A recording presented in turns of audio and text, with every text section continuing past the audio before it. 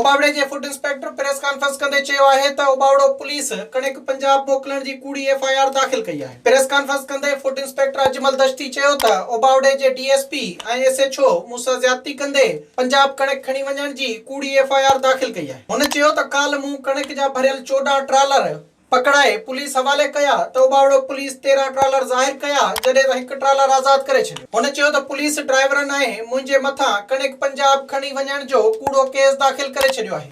मैंने कार्रवाई की सिंध से जो पंजाब गंदुम स्मगलिंग की जा रही थी वो मैंने 14 ट्राले पकड़ के यहाँ पे खड़े किए।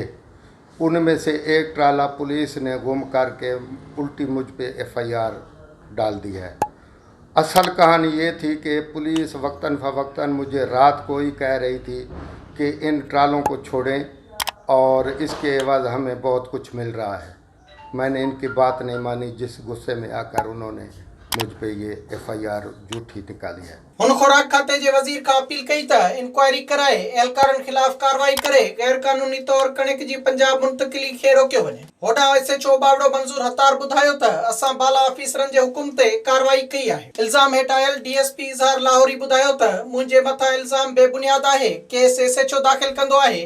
मूंखे वाक़े बाबति का ॼाण नाहे। विजिट कयो अवामी आवाज़ मीडिया ग्रुप जी वेबसाइट awamiawaz.pk।